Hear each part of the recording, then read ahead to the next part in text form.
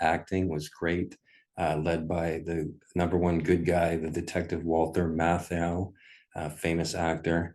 Also, Jerry Stiller was in the movie. He didn't have a huge role, but he was the sidekick to Walter Matthau.